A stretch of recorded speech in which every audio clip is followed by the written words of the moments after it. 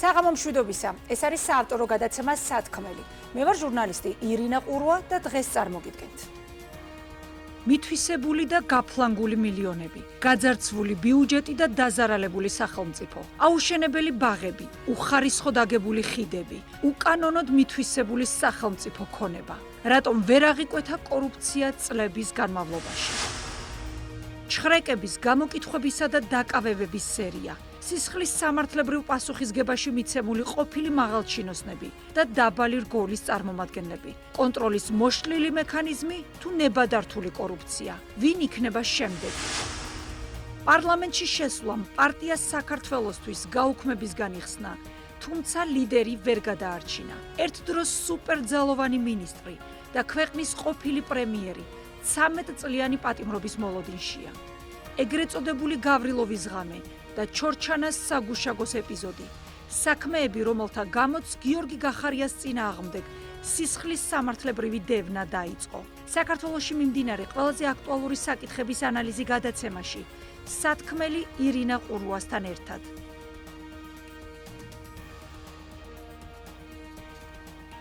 პარტია გახარია საქართველოსთვის თავმჯდომარე ყოფილი პრემიერ-მინისტრი გიორგი გახარია წარდგენილ ბრალდებებს პოლიტიკურ დევნას და შეთითხნელს უწოდებს. მიიჩნევს, რომ ამით შესრულდა ივანიშვილის წინასაარჩევნო მუქარა, რომელმაც საჯაროდ განაცხადა, რომ უკვე სასამართლო დონეზე მოაწყო სისხლის სამართლის საქმეები. განცხადება პლატფორმა X-ზე გავრცელდა. საქართველოს ყოფილ პრემიერ-მინისტრს გიორგი გახარიას ჩორჩანას ეპიზოდზე ბრალი დაუსწრებლად შეუფარდეს. მისი თანაგუნდელები ბრალდებას აბსურდულად მიიჩნევენ და ფიქრობენ, რომ გახარიას წინააღმდეგ პოლიტიკური ანგარიშწორება და შურის ძიება მიმდინარეობს. ეგრეთ წოდებული გავრილოვის ღამე და ჩორჩანას საგუშაგოს ეპიზოდი. სწორედ ეს საქმეები გახდა ერთ დროს სუპერძალოვანი შინაგან საქმეთა მინისტრისა და ექს-პრემიერის წინააღმდეგ ბრალის წარდგენის საფუძველი. გახარიას წინააღმდეგ სისხლის სამართლებრივი დევნა გუშინ დაიწყო. 2019 წლის 20 ივნისის ეგრეთ წოდებული გავრილოვის საღამოს პარლამენტთან მიმდინარე აქციასთან დაკავშირებით პროკურატურა ამბობს. მაშინდელმა შინაგან საქმეთა მინისტრმა გიორგი გახარიამ განსაკუთრებულ დავალებათა დეპარტამენტის თანამშრომლებს ინსტრუქციისა და კანონმდებლობის უგულებელყოფით დაავალა სპეციალურ საშუალებათა ერთობლივად პარალელურ რეჟიმში გამოყენება ყოველგვარი გაფრთხილებისა და აქციის მშვიდობიანი მონაწილეთათვის ტერიტორიის დატოვების შესაძლებლობის მიცემის გარეშე, რითაც ორგანიზება გაუწია მოქალაქეთათვის ჯანმრთელობის განზრახ დაზიანებას. შედეგად სპეციალური საშუალებების, მათ შორის რეზინის ტყვიების ერთობლივად გამოყენებით ათეულობით მოქალაქემ მიიღო სხვადასხვა ხარისხის დაზიანება. მათ შორის 2 მოქალაქემ დაკარგა თვალი, ხოლო 5-მა მიიღო ჯანმრთელობის მძიმე დაზიანება. ასეთია პროკურატურის განცხადება. 20 ივნის დაზარალებული მაკო გომური ამბობს. ქოცების სასამართლოში არასდროს არ მივალ და არავის წინააღმდეგ არ მივცემ ჩვენებას. მაშინდელი აქციის მონაწილე, რომელმაც თვალი დაკარგა, მიიჩნევს, რომ გიორგი გახარიაც კი იმსახურებს, რომ სამართლიანმა სასამართლომ გაასამართლოს. მისი თქმით, მთავარია ოცნების ექს-პრემიერმა თქვას, ვინ გასცა 2019 წელს ხალხის დარბევის ბრძანება. რაც შეეხება გახარიას წინააღმდეგ ბრალდების მეორე ეპიზოდს, ჩორჩანას საგუშაგოს საქმეს. ამ ნაწილში პროკურატურის მიერ გამოქვეყნებული ინფორმაცია ასეთია. გამოძიები დადგენილია, რომ 2019 წლის 24 აგვისტოს იმჟამინდელმა შინაგან საქმეთა მინისტრმა გიორგი გახარიამ, რომელიც ამავდროულად ეროვნული უსაფრთხოების საბჭოს მდივანი და მუდმივი წევრი იყო ეროვნული უსაფრთხოების საბჭოს უფლებამოსილების იგნორირებით და საქართველოს პრემიერ-მინისტრთან შეუთანხმებლად, ასევე საქართველოს სახელმწიფო უსაფრთხოების სამსახურთან კოორდინაციის და ევროკავშირის სადამკვირვებლო მისიის ინფორმირების გარეშე ერთპიროვნულად მიიღო გადაწყვეტილება საოკუპაციო ხაზის გასწვრივ სოფელ ჩორჩანასთან დამატებითი საპოლიციო საგუშაგოს აღმართვის შესახებ. პროკურატურა ადგენს, რომ აღნიშნული ქმედებები საოკუპაციო რეჟიმის წარმომადგენლებმა საქართველოს ტერიტორიული მთლიანობის წინააღმდეგ მიმართული მოქმედების საბაბად გამოიყენეს. კერძოდ, 2019 წლის 5 სექტემბერს ცხინვალის დე-ფაქტო რეჟიმის უკანონო შეიარაღებულმა ფორმირებებმა სიმაღლეები დაიკავეს საქართველოს ხელისუფლების მიერ კონტროლირებად ტერიტორიაზე. საოკუპაციო ძალების კონტროლქვეშ აღმოჩნდა დაახლოებით 100 ჰექტარი ტყის მასივი. ადგილი ჰქონდა სხვადასხვა უკანონო აქტივობებს, მძიმე სამხედრო ტექნიკის გადაადგილებას დასახლებული პუნქტებისკენ, რამაც მხარეებს შორის შექმნა შეიარაღებული სამხედრო კონფლიქტის რეალური საფრთხე. ოკუპირებულ ტერიტორიაზე დამატებით მოექცა ხაშურის მუნიციპალიტეტის სოფლების, ყობისა და წნელისის მკვიდრთა საცხოვრებელი სახლები.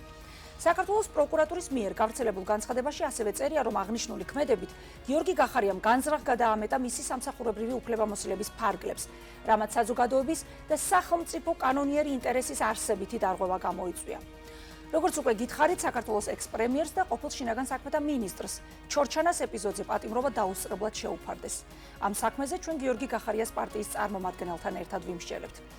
ასევე გავაანალიზებთ ქვეყანაში კორუფციასთან დაკავშირებულ გამოწვევებს. დაკავებულები არიან ყოფილი მაღალჩინოსნები და არა მხოლოდ ისინი.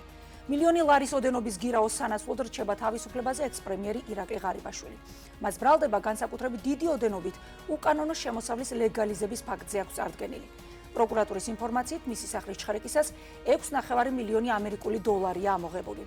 საზოგადოების ნაწილს ახლა სწორედ მისი და ინფრასტრუქტურის ექს-მინისტრის ირაკლი ქარსელაძის დაპატიმრების მოლოდინი აქვს. დაკავებულია ქარსელაძის ყოფილი მოადგილე კობა გაბუნია. პატიმრობაში იმყოფება სუსის ყოფილ უფროსთან გრიგოლ ილუაშვილთან დაკავშირებული პირი კობა ხუნდაძე. პროკურატურის ინფორმაციით, მისი სახლის ჩხერეკისას 1,400,000-მდე დოლარის ოდენობის თანხაა ამოღებული. ხელბორკილები დაადეს ხაშურის საკრებულოს თავმჯდომარის ყოფილ მოადგილეს ლევან გამრეკელს. პროკურატურა მას კიდევ ორ პირთან ერთად სახელმწიფოს კუთვნილი 5 მილიონი ლარის ღირებულების მილსადენების დაუფლებისთვის ედავება. მოკლედ, არავინ იცის, როგორ გაგრძელდება პროცესი და ვინ იქნება შემდეგი. ასევე მნიშვნელოვანია ინფორმაცია იმის შესახებ, რომ 4 ოქტომბრის საქმეზე სისხლის სამართლის წესით დაკავებული პირების წინააღმდეგ ბრალის დაზუსტება მიმდინარეობს. პროკურატურის ინფორმაციით, 63 პირს ბრალდება უზუსტდება, მხოლოდ ფორმულირების და დანაშაულის ქმედების აღწერის ნაწილში და კვალიფიკაცია არ იცვლება. ერთ ბრალდებულს ნანა სანდერს კი ბრალდება კვალიფიკაციის ნაწილში უზუსტდება. საქართველოს მესამე პრეზიდენტი მიხეილ სააკაშვილი კლინიკა ვივამედიდან მე-12 პენიტენციურ დაწესებულებაშია გადაყვანილი. პენიტენციური სამსახურის მიერ გავრცელებულ განცხადებაში წერია, რომ მსჯავრდებული მიხეილ სააკაშვილის ჯანმრთელობის მდგომარეობა არის დამაკმაყოფილებელი და მას აღარ ესაჭიროება სტაციონარული მკურნალობა, ის გამოწერილი იქნა სამოქალაქო სექტორის კლინიკიდან და დაბრუნდა მე-12 პენიტენციურ დაწესებულებაში, სადაც საერთო წესით გააგრძელებს სასჯელის მოხდას. ჯანდაცვის მინისტრის მიხეილ სარჯველაძის განცხადება კი ასეთია: ადამიანი, რომელსაც ჯანმრთელობის პრობლემა არ აქვს და აქვს სასჯელი მოსახდელი, დიახ, უნდა იმყოფებოდეს საპატიმრო დაწესებულებაში, როგორც ეს ხდება ყველა სხვა პატიმრის შემთხვევაში. მიხეილ სააკაშვილი ვივამედში 2022 წლის 12 მაისიდან იმყოფებოდა. ციხეში დაბრუნებული პატიმარი, როგორც უკრაინის მოქალაქე, ვოლოდიმირ ზელენსკის მიმართავს, შეიყვანონ პირთა სიაში, ვინც უკანონო დაპატიმრებულია საქართველოს პრორუსული რეჟიმის მიერ. ამ ომის სამოქალაქო ტყვეობის სიაში შესაბამისი სამართლებრივი შედეგებით. ვიცი, რომ უკრაინელები თავისიანებს არ ტოვებენ და თქვენი იმედი მაქვს, წერს სააკაშვილი ზელენსკისადმი გავრცელებულ წერილში. ამასობაში 351 დღეა საპროტესტო აქციები გრძელდება თბილისსა და ბათუმში. აქციები არ შეწყვეტილა შემზღუდავი კანონების ამოქმედების მიუხედავად. ჩვენ ყველა ამ საკითხზე ვიმსჯელებთ დღეს გადაცემაში. ჩვენი სტუმრები იქნებიან ბესო დონაძე, კორუფციის მკვლევარი, კოალიცია ცვლილებებისთვის წევრი, გიორგი შარაშიძე, პარტია გახარია საქართველოსთვის პოლიტსაბჭოს წევრი, პარლამენტის დეპუტატი და ირაკლი ხვადაგიანი, ისტორიკოსი, საბჭოთა წარსულის კვლევის ლაბორატორიის მკვლევარი. აქვე გეტყვით, რომ გადაცემაში მონაწილეობის შესახებ შეთავაზებაზე პასუხი ამ დრომდე არ მიგვიღია ქართული ოცნებისგან. ჩვენ შეგვიძლია უკვე შემოვიყვანოთ პირდაპირ ეთერში ბატონი ბესო დონაძე. ბატონი ბესო, საღამო მშვიდობისა, მადლობას გიხდით თქვენი დროისთვის, მადლობა რომ მონაწილეობთ გადაცემაში. კორუფციის ბრალდები დაკავებული ყოფილი მოგესალმებით ქალბატონო ირინა, მადლობა მოწვევისთვის. მადლობა თქვენც. მოკლედ, დაკავებულები არიან ყოფილი მაღალჩინოსნები.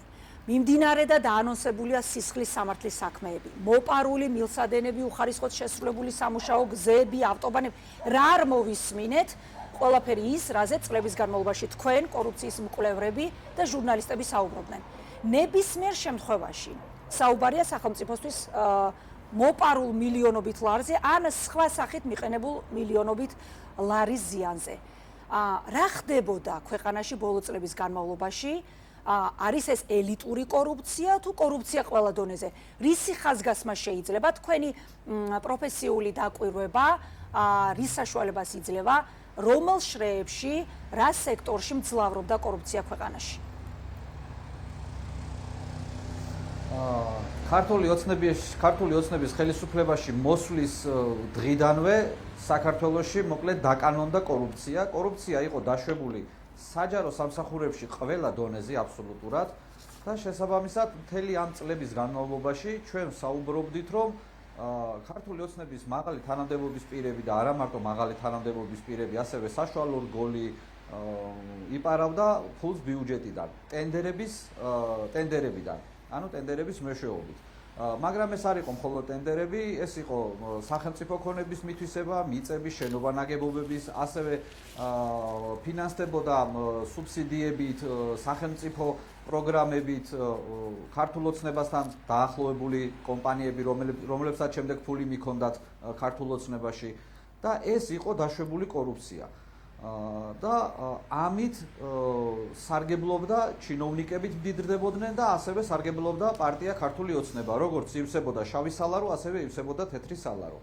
ის ადამიანები, რომლებიც ეხლა არიან დაკავებულები, თითქმის ყველა იყო ქართული ოცნების შემწირველი. ოფიციალურად საიტზე შეუძლია ნებისმიერ საქართველოს მოქალაქეს შევიდეს და ნახოს, რომ დაკავებულები იყვნენ ქართული ოცნების შემწირველები. ეს ნიშნავს იმას, რომ ფულს, რომელსაც იპარავდნენ, მოპარული ფული მიქონდათ ქართულ ოცნებაში. თქვენ თქვით, ქალბატონო, რომ სახელმწიფოს პარავდნენ ფულს. სახელმწიფოს არა, ხალხს პარავდნენ ფულს, იმიტომ რომ სახელმწიფოს შეადგენს ხალხი. ქართველი ხალხი შეადგენს სახელმწიფოს, საქართველოს მოქალაქეები შეადგენენ საქართველოს და შესაბამისად მათ მიერ გადახდილი გადასახადებით, რომელიც უნდა მოხმარდეს ჩვენს მოქალაქეებს და რომელთაც უნდა შეუქმნან კარგი საცხოვრებელი პირობები, კარგი მუნიციპალური სერვისი, კარგი მეტი მუნიციპალური სიკეთე, ეს გადაიქცა მათ, ასე ვთქვათ, ქართული ოცნების ჩინოვნიკების სიკეთისთვის, ანუ ბიუჯეტიდან ფული მიქონდა ქართულ ოცნებას. რამდენიმე კონკრეტული კითხვა მინდა დაგისვათ და ამ ფორმატში გავაგრძელოთ თქვენის ნებართვით, ბატონ ვესო.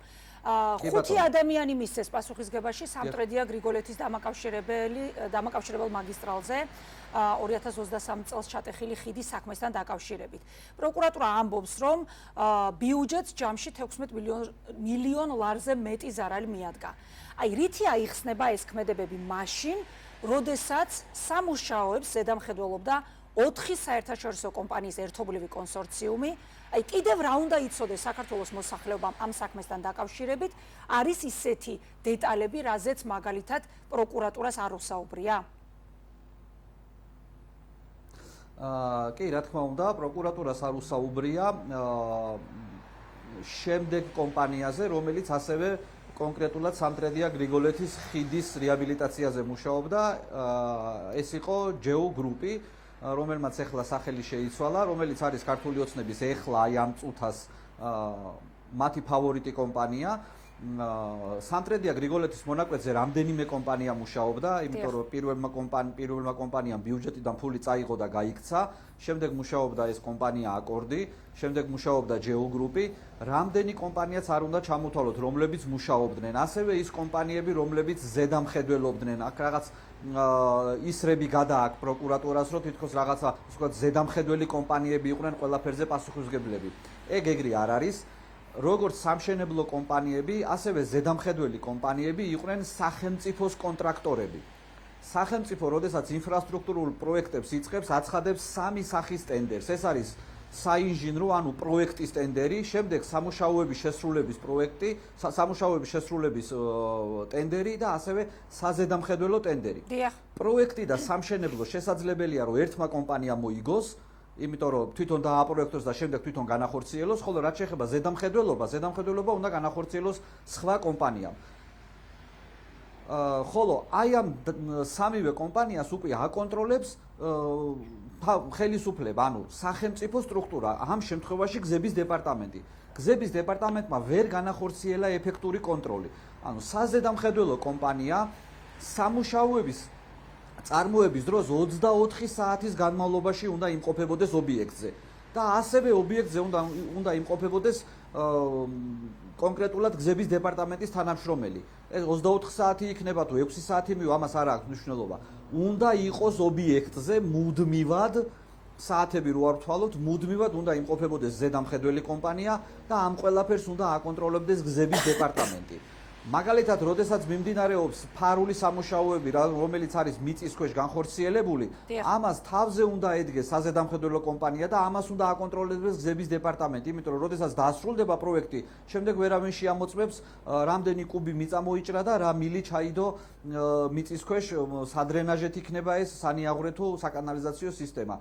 ანუ კონტროლი არის მნიშვნელოვანი, მაგრამ რა გააკეთა ქართულმა ოცნებამ?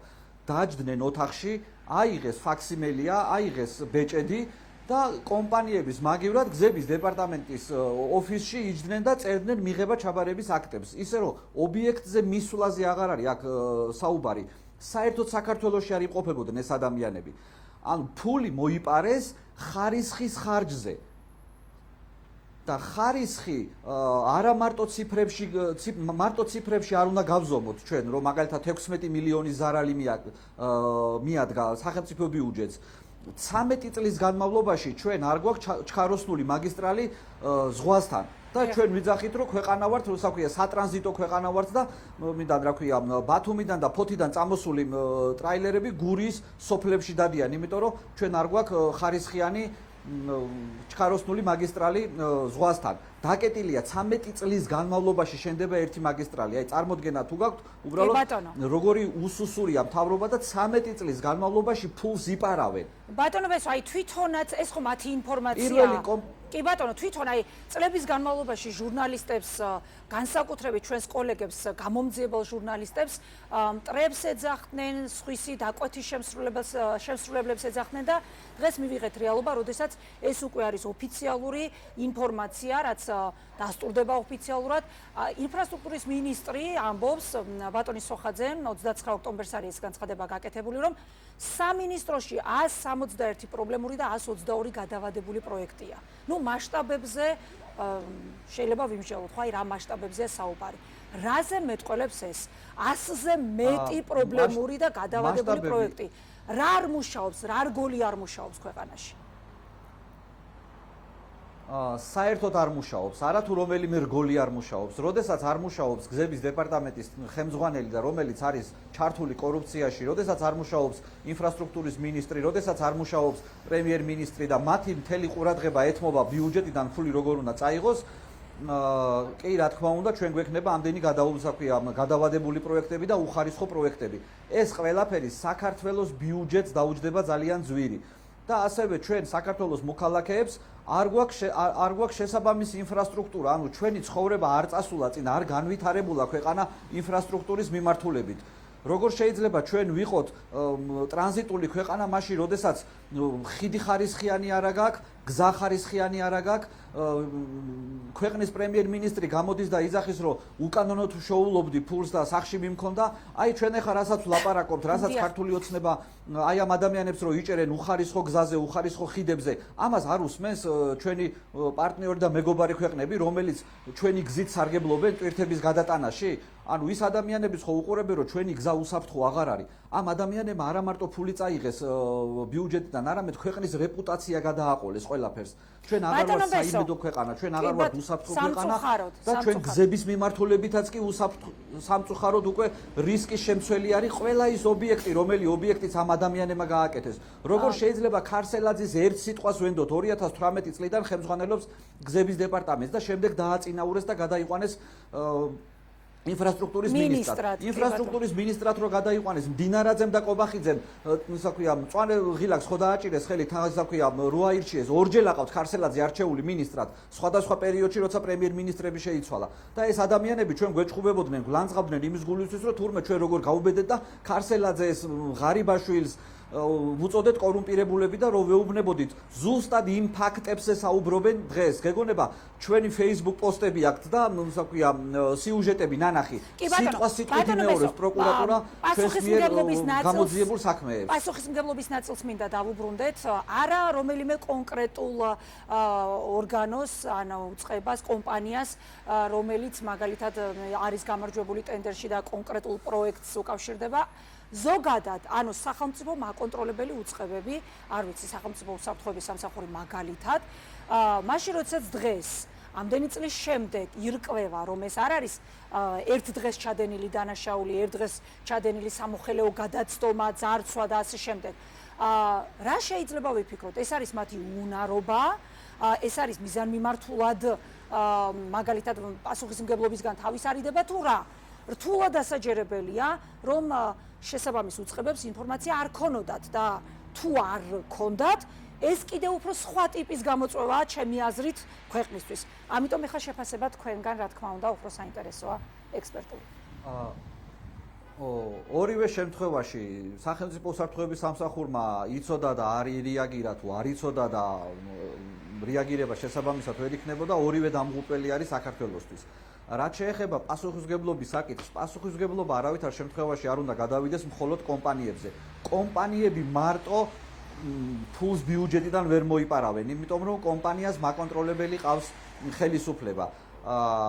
დღეს აი ამ კონკრეტულ საქმეებზე პასუხისმგებლობის ორი, ასე ვთქვათ, შტო არის, ხო? ანუ ორი მიმართულებით არის პასუხისმგებლობა.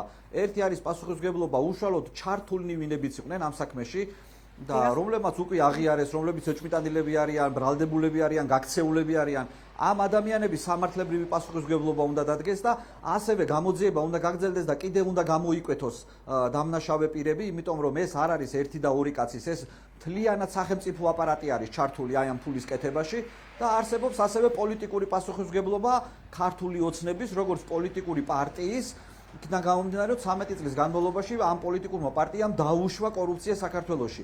ანუ მათი ნებართვის გარეშე კორუფცია ვერ იქნებოდა, ხოლო თვითონ ქართული ოცნება, თვითონ როგორც პარტია კორუფციაზე დგას, ანუ კორუმპირებული ჩინოვნიკები ყავს მას საყრდენად რეგიონებში და განსაკუთრებულად მდგომარეობა კიდევ უფრო რეგიონებში. კი ბატონო, აი ამის ფონზე ხარ ასაც თქვენ ბრძანებთ, აქტუალურია და ლოგიკური კითხვა.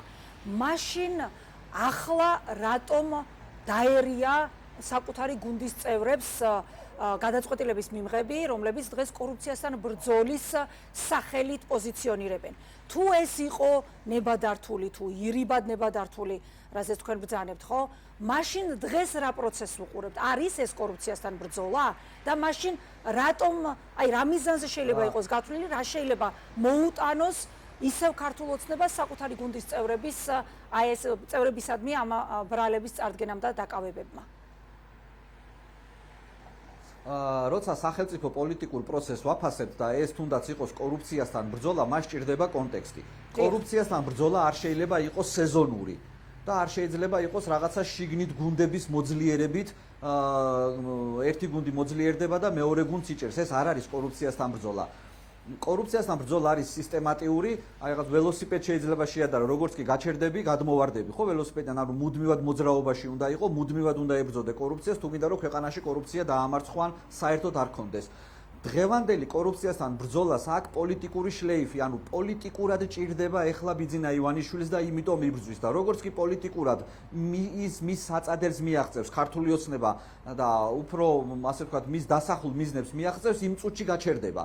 იმიტომ არის რომ ესე პოლიტიკური გადაწყვეტილებების შეფასება მხოლოდ იმით რომ ეცი რა არის დღეს ხო კორუფციას ებრძვიან, ეს არ არის კორუფციასთან ბრძოლა, ეს არის პოლიტიკურად საჭიროება გახდა ეხლა რომ კორუფციას ებრძოლოს, თორემ კორუფციასთან ბრძოლა საერთოდ არ ჭირდება.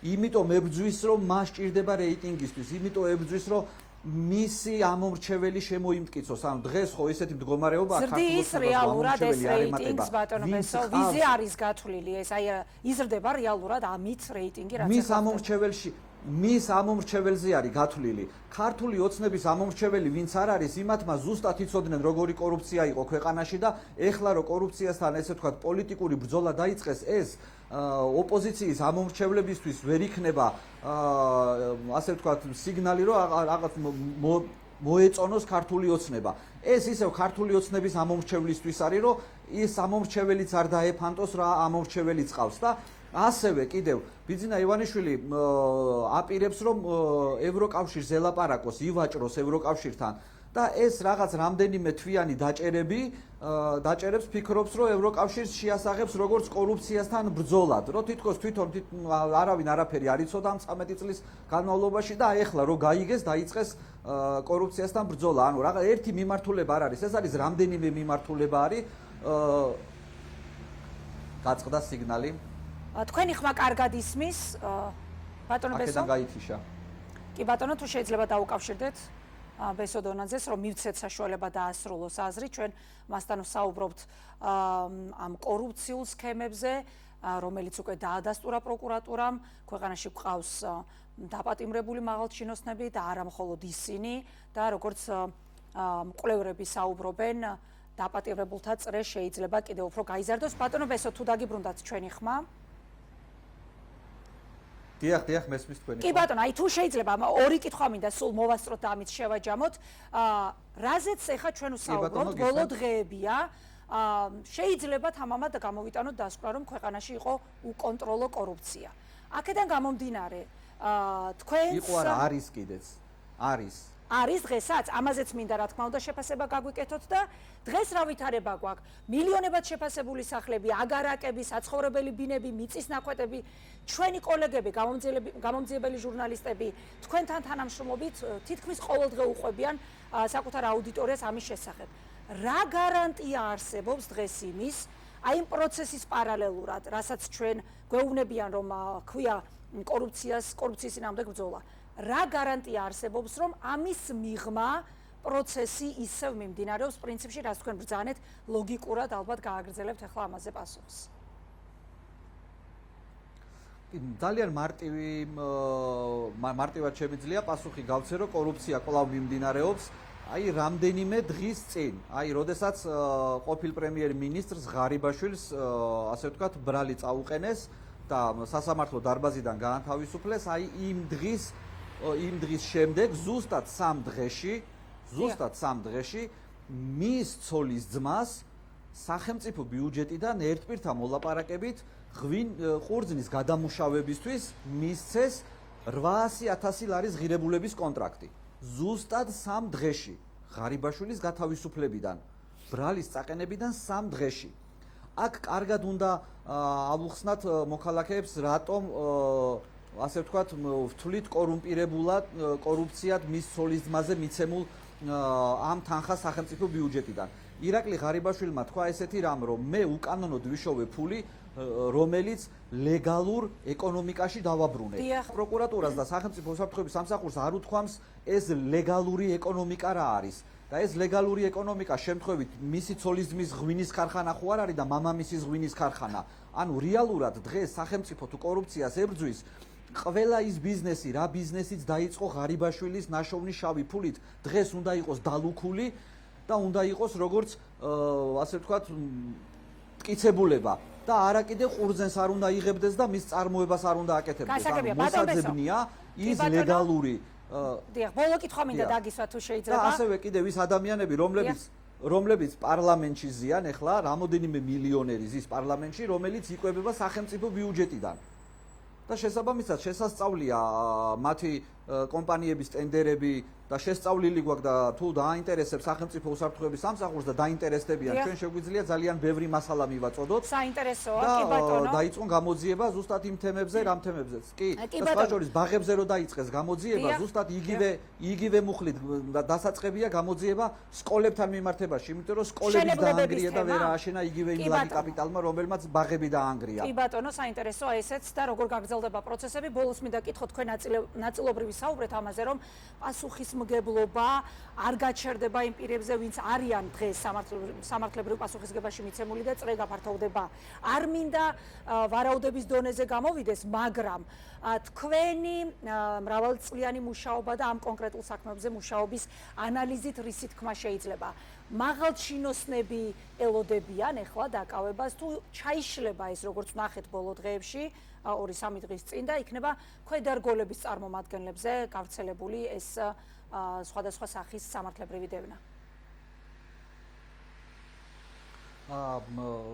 ნახეთ მანდ როგორ არის, ვერც ქვედარგოლი გაექცევა პასუხისმგებლობას და ვერც ზედარგოლი ვერ გაექცევა, იმიტომ რომ ეს არის ჯაჭვი.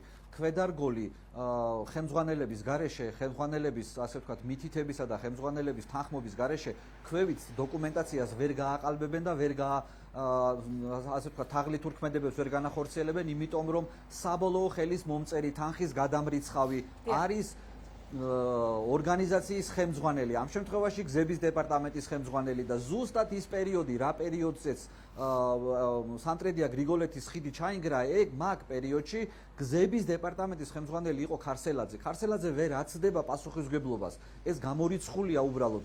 თუ ქართული ოცნების ხელისუფლება ვერ დააყენებს მის პასუხისმგებლობას და ვერ დააყენებს მის პასუხისმგებლობას, მომდევნო ხელისუფლების დროს აუცილებლად ადგება ქარსელაძის პასუხისმგებლობა, იმიტომ რომ ამ ადამიანმა ძალიან ბევრი რამე გააფუჭა ამ ქვეყანაში და შესაბამისად მან პასუხი უნდა აგოს სამართლებრივად და უნდა მოიხადოს აუცილებლად სასჯელი და ის ზარალი, რა ზარალიც მიაყენა ქვეყანას, უნდა აუნაზღაუროს ბიუჯეტს. იმიტომ რომ ყველა იმ ჩინოვნიკმა, რომელმაც ზარალი მიაყენა ქვეყანას, კაპიკ უნდა მოიტანოს სახელმწიფო ბიუჯეტში, იმიტომ რომ ის იყო ჩვენი ფული და ჩვენ ფული მოგყარეს. ჩვენ, რასაც ფულის დაბრუნება შესაძლებელია, რასაც ვერ დავიბრუნებთ, ეს არის დრო, რომელსაც ჩვენ ვეღარ დავიბრუნებთ და ის პროექტები კიდე, რომელიც ხელმეორედ უნდა გავაკეთოთ, დამატებით ფული გვაქვს გადასახდელი. დიდი მადლობა, ბატონ ბესო, მადლობას გიხდით, რომ დაგვითმეთ დრო და მონაწილეობდით ჩვენს გადაცემაში.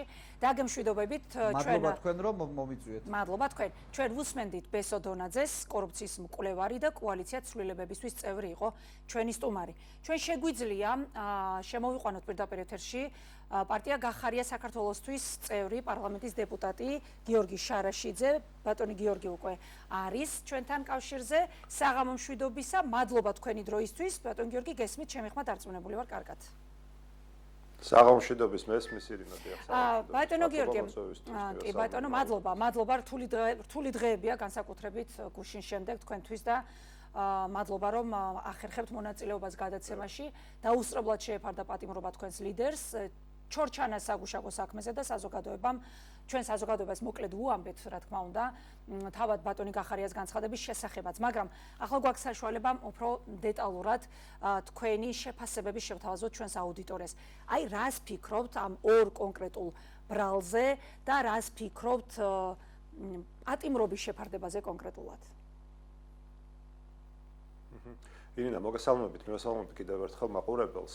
პირველ რიგში უნდა ვთქვათ, რომ რა თქმა უნდა, ამ ყველაფერს რაც ხდება, არანაირი კავშირი არ აქვს სამართალთან და მართლმსაჯულებასთან. ეს არის პირდაპირ უნდა დავარქვათ ყველაფერს თავის სახელი, ეს არის ივანიშვილის პერსონალური შურისძიება გიორგი გახარიას მიმართ და ეს შურისძიება არ დაწყებულა მხოლოდ იმ ცნობილი 1 წლის წინანდელი ინტერვიუთი, სადაც ივანიშვილი პირდაპირ ამბობს, რომ მას მიზანში ყავს ამოღებული გიორგი გახარია, მისი გუნდი, მისი პოლიტიკური პარტია და სხვათა შორის თუ არ ვცდები ასეთი ტერმინიც კი ახსენა, რომ სასამართლოს დონეზე აქვს საქმეები დაალაგებული დაახლოებით ეს 100 ახსნა მან 1 წლის წინ, რაც კიდევ ერთი დასტურია იმისა, რომ ეს საქმე პროკურატურა კი არ იძიებს ამ საქმეს, არამედ პირველ რიგში ეს სწორედაც რომ არის ასე ვთქვათ, ივანიშვილის დაქვემდებარებაში მყოფი პროკურატურის მიერ შეთხზული, აი პირდაპირ ვთქვათ, შეთითხნილი უკაცრავად ამ გამონათქვამისთვის საქმე პირველ რიგში ივანიშვილის და ოცნების მთავარი ოპონენტის, მთავარი პოლიტიკური ოპონენტის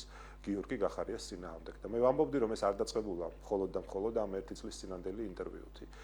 ეს დაიწყო პირველ რიგში მას შემდეგ, რაც გიორგი გახარია მიიღო ოცნების მმართველობის პირობებში და პერიოდში, ამ 13 წლიან პერიოდში ყველაზე თამამი ვაშკაცური გადაწყვეტილება, პრინციპული გადაწყვეტილება, როდესაც ის გადადგა პრემიერ-მინისტრის თანამდებობიდან და სწორედ მას შემდეგ დაიწყო მის მიმართ, ასე ვთქვათ, პერსონალური შურისძიება. თქვენ გახსოვთ წერილები, თქვენ გახსოვთ ივანიშვილის საჯარო გამოსვლები, როდესაც ის მას მოღალატეს უწოდებდა და შემდეგ ეს ყველაფერი აგვირგვინდა აი ამ გუშინდელი ბრალის წარდგენით. კი ბატონო. რაც რა თქმა უნდა შეფასდება ვერანაირად სამართლებრივ პროცესად. დიახ, აი სამართლებრივი ასპექტები, მაინც მინდა ამაზე გავამახვილოთ ყურადღება. თქვენ ბრძანებთ, რომ ეს არის შურისძიება, თვითონ ბატონი გიორგი გახარია იმეორებს ამას, რა თქმა უნდა, მაგრამ ორი კონკრეტული საქმე. განსაკუთრებით ჩორჩანას ასპექტზე მინდა გკითხოთ. ეს თქვენთვის განიხილება როგორც პერსონალური შურისძიება, მაგრამ აი ქვეყნისთვის რას ნიშნავს ეს ბრალი და ჩორჩანას საქმის გამოყენება საქართველოს მთავარ მტერს რუსეთს შეუძლია თუ არა და ეს პროცესი ხა რაც მიმდინარეობს აძლევს თუ არა ხელს რუსეთს?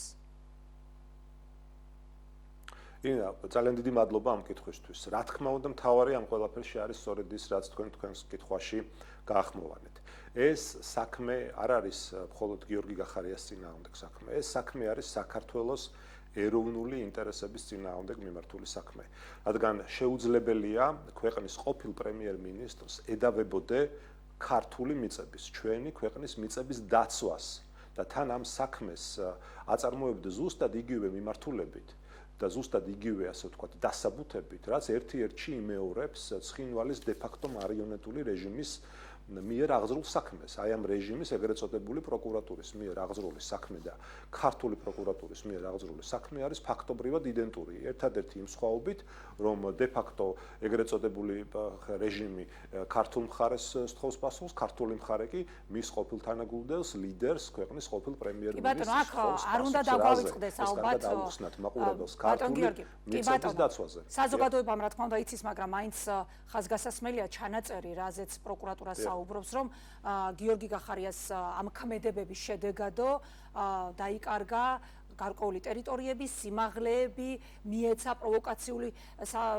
პროცესების წარმოების საშუალება რუსეთსო, მათ შორის შეიარაღებული ტექნიკის გადაადგილების და ასე შემდეგ. ერთი მხრივ გამოდის ის, რომ თუ ხელისუფლება ამბობდა, რომ არც ერთი გოჯი მიწა არ დაკარგულა ამდენი წლის განმავლობაში, ეხლა წინააღმდეგობაში მოდის საკუთარ ჩვენებასთან, მაგრამ სერიოზულია ეს ბრალი, როდესაც ყოფილ პრემიერ-მინისტრს, მაშინ შინაგან საქმეთა მინისტრს ბრალდება, რომ მისი ქმედებები იყო მაპროვოცირებელი ამ ყველაფრის. ამიტომაც გთხოვთ სამართლებრივი ასპექტის შეფასებას და არა მხოლოდ პოლიტიკურ შეფასებებს თუ შეიძლება. ანუ სად ხედავთ თქვენ რა შეიძლება უკავშირდებოდეს რეალურ სამართლებრივ პროცესებს თუ ფიქრობთ რომ საფუძველი არ აქვს არც ერთ საქმეს, აი ესე შეიძლება რაღაცა ერთი ხელის მოსმით გაკეთდეს ესეთი პოლიტიკური შეფასება. მესმის კითხვა და მართლაც გულწრფელად მადლობა, აი სწორედ ზუსტად იმ აქცენტებს ვსვავთ, რაც ყველაზე მნიშვნელოვანია ამ საქმეში. აი თქვენ ახსენეთ სიტყვა დაკარგული. და ჩემი აზრით ეს არის ყველაზე მნიშვნელოვანი ფრაზა და ტერმინი და სიტყვა ამ საქმეში. იმიტომ რომ არც ერთი გოჯი მიწა არ არის დაკარგული. და შეუძლებელია ქვეყნის პატრიოტი იყო, შენ ქვეყანაზე გული შეგტკიოდეს და შენი ქვეყნის თითოეული, ასე ვთქვათ, კვადრატული სანტიმეტრი მიწის დაცვა შენთვის იყოს მთავარი ამოცანა და ამ დროს გამოდიოდე და ჰექტრობით მიწებზე საუბრობდე, რომ ეს არის დაკარგული. ეს არის, ამიტომ ამბობთ ჩვენ, რომ ეს არის ღალატი ქვეყნის ეროვნული და სახელმწიფო ინტერესების წინაშე. ეს არის საკმთავარი და ეს ადამიანები, ვინც ეს საქმე შეთხზა, შეთითხნა და მე ის ცრუ მოწმეების, დამსმენები, რომლებიც არიან, რა თქმა უნდა, ამ საქმეში წარმოდგენილები, რომ მოვა და ამ ყველაფერზე პასუხს აგებენ ირინა. ეს არ დარჩება, ეს საქმე არ დარჩება გამოუძიებელი და თუ საგამოძიებო კომისია უნდა შეიქმნას, პირველ რიგში უნდა შეიქმნას, ოღონდ ნამდვილად დამოუკიდებელი საგამოძიებო კომისია, სწორედ იმ ადამიანების წინააღმდეგ, რომლებმაც გაბედეს და ისე დაბრმავდნენ ამ პერსონალური შურისძიების ასე ვთქვათ, მოტივით, რომ ადგენენ და იმის პარალელურად, რომ ერთის მხრივ თითქოს პოლიტიკურ ოპონენტზე შური ეძიათ, ამის გამო ქვეყნის ინტერესები გაწირეს. ეს სხვა არაფერი არ არის, თუ არა ღალატი საქართველოს ტერიტორიული მთლიანობის, იმიტომ რომ თქვენ მეკითხებოდით სამართლებრივ ასპექტს.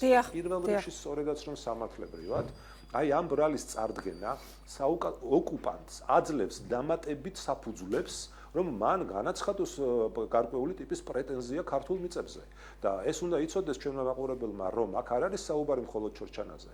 ჩორჩანა იყო ერთი იმ 28 ტერიტორიული ერთეულიდან, რაზეც აცხადებდა პრეტენზიას ბიბილოვის რეჟიმი. და თქვენ იცით, რომ როგორი დაპირება იყო, ასე ვთქვათ, იქ ამ ეგრეთ წოდებული ხელისუფლების არჩევნების დროს, როგორ უნდა გაფართოვებულიყო ეგრეთ წოდებული სამხრეთ ოსეთის ტერიტორიები საქართველოს მიმართულებით და კიდევ ვიმეორებ, არც ერთი გოჯი მიწა ჩვენ არ დაგვიკარგავს რეალურად. ეს ოცნება ამბობს ამას, რომ ჩვენ თითქოს რამე დავკარგეთ. პირველ რიგში მინდა კონკრეტულად და ფაქტებად გითხრათ, რომ იქ საზღვარი არის იქ, სადაც იყო. საზღვარი არც ერთი მეტრით არ არის გადმოწეული. და კიდევ ვიმეორებ, საგუშაგოს აღმართვა ეს არის არათუ უფლება, არამედ პირდაპირი მოვალეობა პასუხისმგებლიანი და ღირსეული ხელისუფლების, რომელმაც სწორედ საგუშაგოს აღმართვით და სხვა კანონიერი, ასე ვთქვათ, ქმედებებით უნდა უზრუნველყოს საკუთარი მოქალაქეების უსაფრთხოების დაცვა საკუთარ ტერიტორიაზე. ბატონო გიორგი, ეს ჩვენ ხედავთ რას, რომ აი ამ მართლაც ვაშკაცური და ღირსეული საქციელისთვის, რაც ევალება ყველა ღირსეულ სახელმწიფო მოღვაწეს და სახელმწიფო ჩინოვნიკს, დღევანდელი ოცნება 6 წლის შემდეგ ესეც უნდა ვაღიაროთ, ედავებიან მას ქართული მიწების თითქოს დაკარგვაზე. დიდი ბოდიში თქვენ ახსენეთ, რომ წინააღმდეგობაში მოდის ეს ბრალი იმასთან, რასაც თავად ოცნება ამბობდა, ხო, რომ ჩვენ არც ერთი ჩვენი მართლობის პირობებში არც ერთი კვადრატული მეტრი მიწა არ დაგვიკარგავს, მაგრამ დიდი ბოდიში ახლა თქვენ წარმოიდგინეთ, რა დონის აბსურდია კი ბატონო, აი სიმაღლეზე გადაადგილებაზე იყო საუბარი. ამდენი მილიონობით კვადრატული მეტრი მიწა დაკვარგული გვაქვს და ახლა გაიგეს, გესმით? ანუ თქვენ როგორ უშვებთ, რამდენად ლოგიკურად მიგაჩნიათ, რომ ასეთი დიდი მასშტაბის მოცულობის ფართობის მიწები დავკარგეთ თურმე და 6 წლის მერე იგებენ, ეხა ეს კომისია რო არ შემდგარიყო, ისე მათ ეს ინფორმაცია არ ქონდათ აქამდე? ანუ ესეც ხო რა თქმა უნდა დამატებით აბსურდში შეყავს ამას ეს საქმე. და მეორე ბრალზეც, მეორე საქმეზეც მინდა აუცილებლად ჩვენი შეფასება არის პირდაპირ ღალატი ქვეყნის ეროვნული ინტერესების ეს საქმე. დიახ. მეორე საქმეზეც მინდა კითხოთ აუცილებლად ეგრეთ წოდებული გავრილოვის ღამე.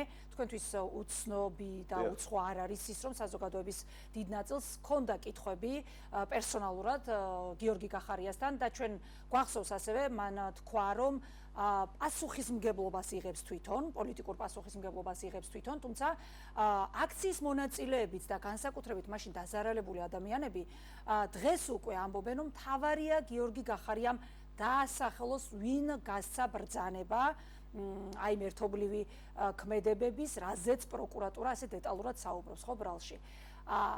არ ვიცი, ქონდათ თუ არა თქვენ დეტალური საუბარი ამ კონკრეტულ საკითხებზე მასთან, მაგრამ საინტერესოა, არსებობს მოლოდინი, რომ ახლა მაინც, როდესაც მას აქვს უკვე ბრალი წაყენებული, ერთ საქმეზე შეფარდებული აქვს პატიმრობა, არსებობს მოლოდინი, რომ უფრო მეტი კონკრეტული ინფორმაცია გახდეს ცნობილი პერსონალურად გიორგი გახარიასგან, თუნდაც ბრძანების გამცემის ნაწილში. ირინა, რა თქმა უნდა, ამ გადაწყვეტილებას პირველ რიგში თავად გიორგი გახარია მიიღებს. მე უბრალოდ იქამდე ერთი ძალიან მნიშვნელოვანი ასპექტი მინდა შეგახსენოთ თქვენს და მაყურებელს. სტრასბურგის სასამართლოში თავად დაზარალებული მხარის ადვოკატმა აღიარა ის, რომ საქმეში არსებობს მტკიცებულებები, რომელიც პირდაპირ ადასტურებს, რომ გიორგი გახარიას თუ არ ვცდები, 3-ჯერ აქვს გაცემული რაციის საშუალებით მითითება სპეცდანიშნულების რაზმის ხელმძღვანელის მიმართ, რომ არც ერთ შემთხვევაში არ უნდა მოხდეს რეზერვის ტყუების გამოყენება. და ეს არის დადასტურებული კიდევ ვიმეორებ პირველ რიგში თავად დაზარალებული მხარის ადვოკატის მიერ და ამის ჩანაწერიც არსებობს. ამიტომ კიდევ ერთხელ უნდა ვთქვათ, რომ აი ეს ბრალი, რომელიც ითვალისწინებს თუ არ ვცდები, ეს არის განზრახ ადამიანების ჯგუფურად ჯანმრთელობის დაზიანების ბრალი წარმოიდგინეთ, როგორ შეიძლება წაუყენო გიორგი გახარიას, ოდესაც თუ ვინმეს პასუხისმგებლობა ეკუთვნის 20 ივნისის ღამეზე. ეს პირველ რიგში არის დღევანდელი პრემიერი ბატონი კოპახიძე. იმიტომ რომ ჩვენ კარგად ვიცით, ვინ ჩამოიყვანა საქართველოში გავრილოვი.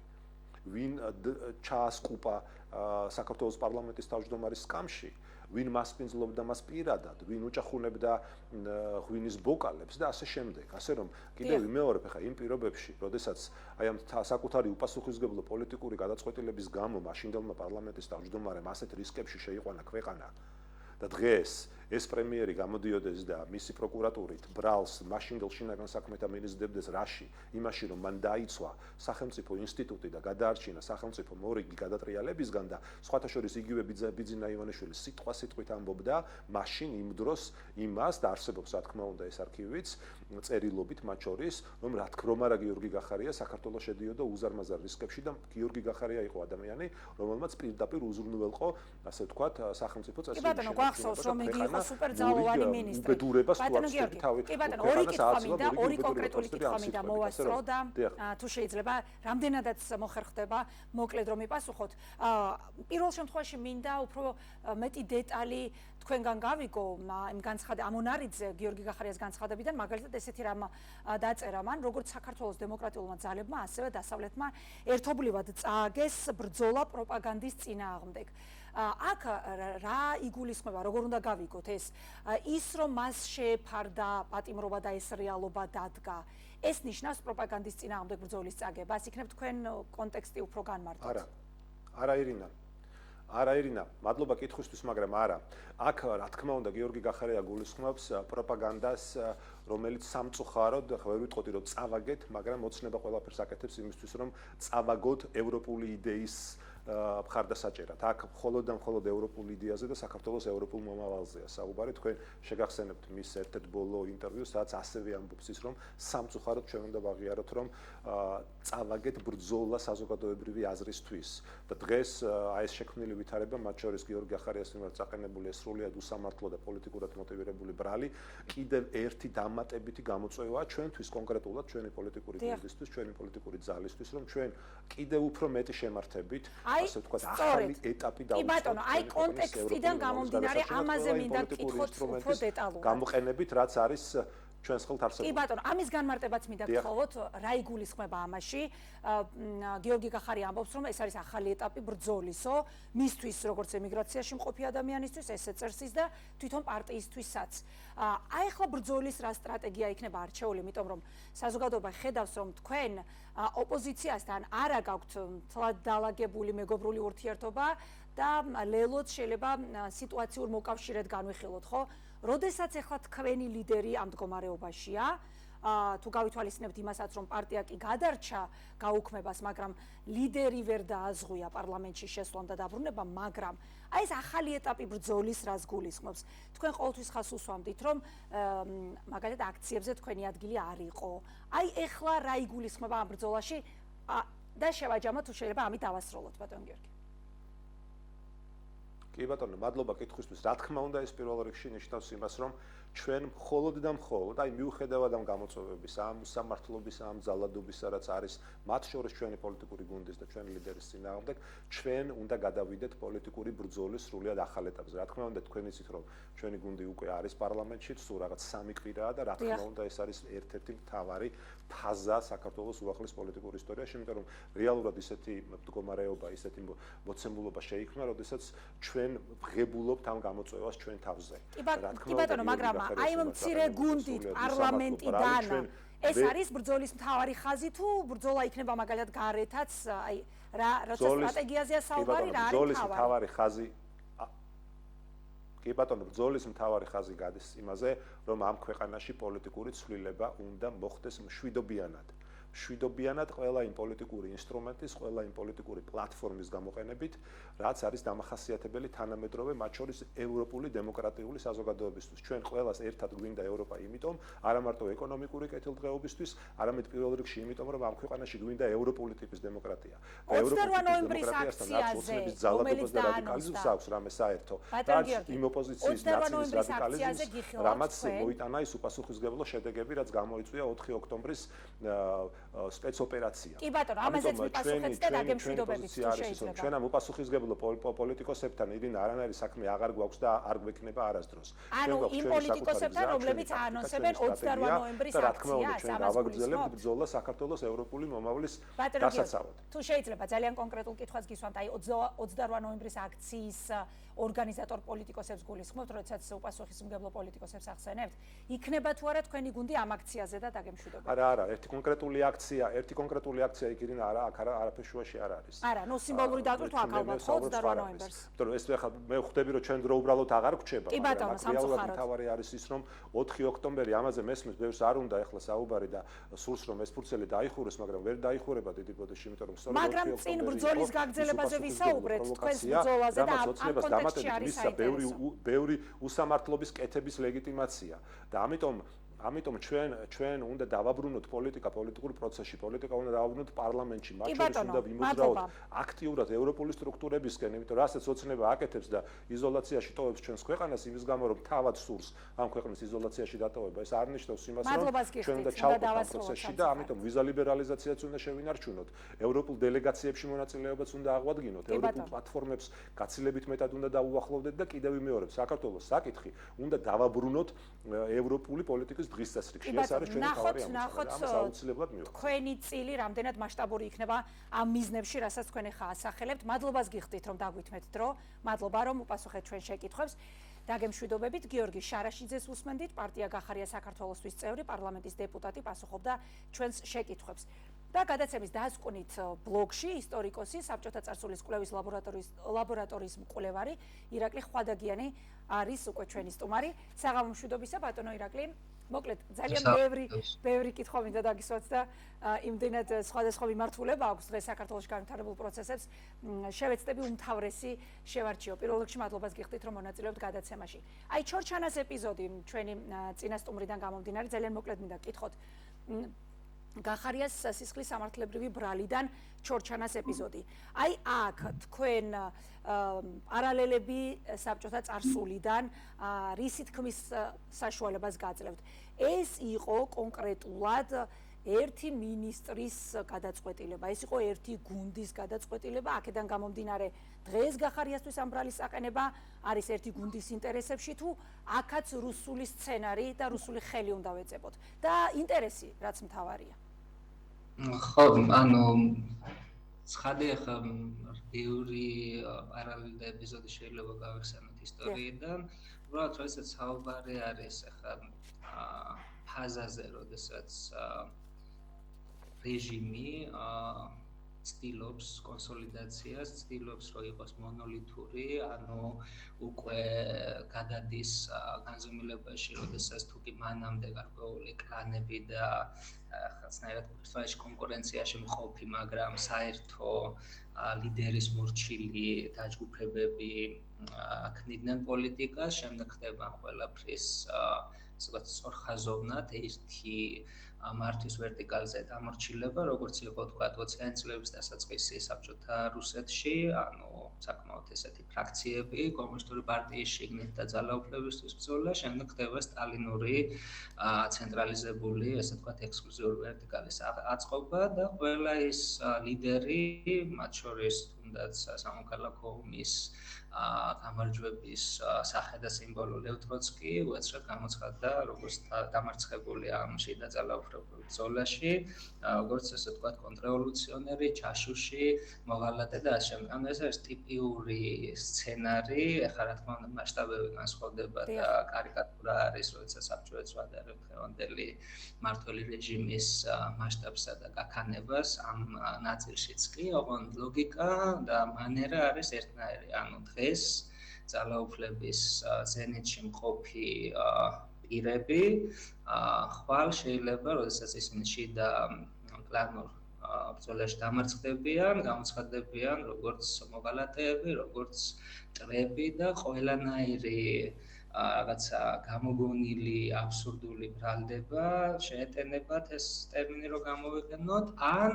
ყველა ის დარღვევა, დანაშაული, რეპრესიული აქცია, რომელიც მათი ხელით განხორციელდა, ეს გამოცხადდება, რომ ეს იყო თითქოს კონკრეტულად მათი პასუხისმგებლობის საკითხი და არა სისტემური დანაშაული. როგორც მოხდა მაგალითად სტალინური ფაზის დასრულების შემდეგ, როდესაც ხრუშოვმა, ასე ვთქვათ, შეძლო ერთპიროვნული ძალაუფლების კონსოლიდაცია და დესტალინიზაციის კურსი წამოიწყო, სტალინურ დანაშაულებებზე მისი პოლიტიკა და მისი რიტორიკა და ასე ვთქვათ, ეს ტალღა იყო ესე პროპაგანდისტულად შეფუთული, რომ ეს ხო კონკრეტულად სტალინის ბერიას და მსგავსი მისი ხელქვეითების, ასე ვთქვათ, ბოროტი დაჯგუფების მიერ პირადი მოტივაციით მოწყობილი და ასე ვთქვათ, დარღვევები სოციალისტური კანონიერების და არა სისტემური პოლიტიკური, ასე ვთქვათ, რეპრესიები და დანაშაულებები, ხო? ანუ ეს ძალიან ასე ვთქვათ, ნაცნობი სურათი არის და სხვადასხვა მასშტაბით, სხვადასხვა ეტაპზე ვხედავთ ისევ და ისევ გამეორებას ამ ცნობილი სქემების, რამდენადაც არსობრივად ეს რეჟიმიც არის გამოსაძლებელი იმ საქმის, რასაც ემსახურებოდა. ანუ მოკლედ ვის წინააღმდეგ დაიწყება ხვალდაზეგ პირობითად საქმეები და ვის შემოუბრუნდება ერთ დროს ძალიან დადებითად შეფასებული პოლიტიკა, მათ მიერ გატარებული კურსი საწინააღმდეგოდ არ ვიცით, თუმცა ეს რისკები არსებობს. აქედან გამომდინარე მინდა გკითხოთ ასეთი რამ. პოლიტიკის ექსპერტები ბოლო პერიოდში არ ირიდებიან იმის თქმას, რომ შესაძლებელია რუსული სცენარი იყოს ისიც, რომ როგორც თქვენ ბრძანეთ ძალაუფლების ზენიტში ყოფი გუნდი გახლიჩონ და ადამიანი, რომელიც წიაღიდან ამოიზარდა და ჭარბინდობით სარგებლობს დღეს, გამოიყენონ გასანადგურებლად პოლიტიკური პარტიის თუ ხილული ან უჩინარი ლიდერის წინააღმდეგ. ეს რამდენად არის მოსალოდნელი დღეს არსებული ვითარება რას აჩვენებს? ну, ახლა ესეთი პროგნოზირება ამ შემთხვევაში, ასეთი ფრთიანი ფრაზა, რომ პოლიტიკური პროგნოზები უმადური ფაქტორი მოქმედებს ადგილობრივ დონეზე და ასევე საერთაშორისო განზომილებიდან, რომ ძალიან ძნელია პროგნოზირება. ახლა პოსტფაქტუმ ჩვენ შეგვიძლია უკვე გამლილი ფაზის შეფასება და ახლა როგორც წინა კითხვის შემთხვევაში იყო გარკვეული ლოგიკის და პარალელების დანახვა და ეს არის ასევე რაღაცნაირად საფუძველი იმისა, რომ გარკვეულწილად ცადოთ მომდევნო მოვლენების ლოგიკის გამოცნობა. თუმცა ახლა ჩვენ შემთხვევაში დღეს სადაც არის საქართველოს საზოგადოება და სახელმწიფო, სცენარი არის ორი. ერთი არის სრული კონსოლიდება რუსული ყაიდის დიქტატურის და ეს მოითხოვს ზუსტად ეს ექსკლუზიურ ვერტიკალს, ძალიან მონოლითურ და იერარქიულ სისტემას და განსაკუთრებით, ასე ვთქვათ, სადამსჯელო ძალოვანი სტრუქტურების გადაქცევას მართვის ინსტრუმენტად, ანუ ეგრეთ წოდებული უსაფრთხოების სამსახური, პოლიცია, პროკურატურა, სადამსჯელო ორგანოები უნდა იყოს პრივილეგირებული და მთავარი, ასე ვთქვათ, მეთოდი მართვის პროცესში, როგორც ოპონენტების განადგურების, ისევე შიდა სტაბილურობის უზრუნველყოფისა, ასე ვთქვათ, რეჟიმის სტრუქტურებში. ეს არის ერთი, ასე ვთქვათ, პერსპექტივა, რომელსაც დღეს სისტემა გვთავაზობს და ამის ჩვენებას და დემონსტრირებას ცდილობს ყველანაირად, რომ ამ გზაზე დგას და ბოლომდე მიიყვანს ამ ტენდენციას. მეორე არის ანუ სრული გადატვირთვა, სრული, ასე ვთქვათ, შემოbrunება დემოკრატიული, თავისუფალი, დასავლური, ასე ვთქვათ, ნორმალური სახელმწიფოს დაბრუნების ფარგლებში, სადაც, რა თქმა უნდა, ასევე ყოველთვის აუცილებლად დადგება დღის წესრიგში გადასინჯვის შეფასების ყველა ამ ჩატარებული აქციის და ბოლოს და ბოლოს, ანუ ეხლა ეს რა თქმა უნდა პირადი პოზიცია არის როგორც მოქალაქის და როგორც პოლიტიკურად დაინტერესებული ადამიანის, რომ ბოლოს და ბოლოს სრულფასოვანი, ნამდვილად დამოუკიდებელი და თავისუფალი სასამართლო ხედავთ, რომ ამ საზოგადოებაში არის ამისი სურვილი და კონსენსუსი, რომ ეს იქნება, რომელიც ყველაფერს დაარქმევს თავის სახელს. ანუ ამ მოგონებ თუ საბჭოური ყაიდით შეკერილ საქმეებს, თუ რაღაცა რეალურ დანაშაულებებს, რომელიც ძალიან ბევრი დაუგროვდა უკვე მართულ რეჟიმს და ანუ ჯერ კიდევ აი ამ აქტიური პოლიტიკური რეპრესიების და დევნაშაულის დროების ქვეშ იმყოფება საზოგადოება. ეს კონტექსტიდან გამომდინარე, კი ბატონო, ამ კონტექსტიდან გამომდინარე მინდა კითხოთ ადამიანებზე, პოლიტიკურ ლიდერებზე, რომლებიც პატიმრობაში იმყოფებიან, ამ პროცესში შეეფარდათ მათ სისხლის სამართლებრივი საქმეები, დაუმძიმდათ, ხედავთ სამოქალაქო აქტივისტებს, რომლებიც მონაცვლეობით გადადიან საპატიმროებში და ეს უკავშირდება აქციაზე მათ ქცევას, ყოველ შემთხვევაში ასე ამბობენ სამართალდამცავები და ჩვენ ვხედავთ, რომ კანონმდებლობა ხშირ შემთხვევაში დაჩქარებული წესით მიღებული ცვლილებები, შეზღუდული გამოხატვის თავისუფლება და ამ მიმართულებით როგორია თქვენი მოსაზრება, რა პარალელებიც გაკეთება შეიძლება ასე სწრაფ დროში, რამდენად ეფექტიანი აღმოჩნდა ეს ცვლილებები და რაზე მეტყველებს ის, რომ ისედაც პატიმრობაში მყოფებს კიდევ უმძიმდებათ ბრალი. ხო, ну, ახლა არ ჩათვალოს მაყურებელმა რაღაცა შეპრობილი ვართ ამ ისტორიული პარალელებით, უბრალოდ კიდევ ერთხელ მეორე. ამისთვისაც მოგიწვიეთ და ეს ღია მიზანია ჩვენი. მაგიტო ამბობ, რომ ანუ, როდესაც ამბობთ, რომ გამოწვევა, ამოცანა, მიზანი ამ რეჟიმის არის მსგავსი, რაც იყო საბჭოთა რუსული ტოტალიტარული სისტემისა, განსაკუთრებით 20-იანი წლების მდგომარეობას გავს დღევანდელი მოცემულობა. ეს იყო ძალიან აქტიურად გამოყენებული პრაქტიკა, როდესაც პოლიტიკური ოპონენტის დაპატიმრება ხდებოდა, მხოლოდ იმის გამო, რომ ეს ოპონენტი არის, არანაირი რაღაც ფაქტობრივი შემადგენელი არ იყო საჭირო. გამოხატვის თავისუფლების გამო, უბრალოდ იმის გამო, რომ თავის პოლიტიკური შეხედულება გააჩნია და რაღაცა კონკრეტული, ასე ვთქვათ, სიმბოლური გამოხატვა ამისი სცადა, ან უბრალოდ ამის შესახებ ვისაუბრა, ხო, ესეთი ან საერთო დამსახურების გარეშე დაპატიმრებული ადამიანებისთვის ძალიან ხშირი იყო, როდესაც ჯერ მიუსჩიდნენ 3 წლიან პატიმრობას მაგალითად და შემდეგ მოდიოდა პლუსი. ანუ ეს იყო, რომ როდესაც ეს ვადა ამოიწურებოდა, ხელახლა ეს ორგანოები განიხილავდნენ მის საქმეს და გავხანგრძლივებდნენ პლუს 3 წლით. ანუ შემდეგ მოდიოდა ფაზა, ეგრეთ წოდებული მინუსის, როდესაც პატიმრობიდან იტყოდნენ, რომ ეს თავისუფალია ან გადასახლებიდან, საპროტესტაციო ბანაკიდან, მაგრამ ეკრძალებოდა რიგ და ძალიან დიდი ნუსხა იყო რეგიონებში და მხარეებში ცხოვრება და იძულებულს ხდიდნენ, რომ გადასახლების ადგილას დარჩენენ. ხო, ეს არის ანუ ოპონენტების ფიზიკური განეიტრალების და იზოლაციის გამოცდილი მანერა და ძალიან ახლოს არის, ხო, იმ პრაქტიკასთან, რაც ვლაპარაკობ, ის ბატონო ირაკლი, როგორ ფიქრობთ? აი ბოლო კითხვა იქნება ეს ჩემი.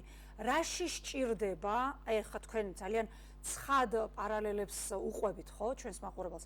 რაში სჭირდება წარსული სტრატეგიის განმეორება დღეს 21 საუკუნეში ვინმეს? იმ სტრატეგიისა, რომელმაც კი ბატონო, ბევრი წლის განმავლობაში ამყოფა საქართველოს უბედურ პერიოდში, მაგრამ საბოლოოდ ჩამოიშალა, ხო? თუ ჩვენ დღევანდელი ყველა მოქმედების კვალს, ანარეკლს ხედავთ უკვე საბჭოთა წარსულში, ვიცით როგორც დასრულდა ეს, რა შეიძლება იყოს ლოგიკური მიზანი და ინტერესი მაშინ ამ პროცესების შემოქმედების და ამით დავასრულოთ თუ შეიძლება?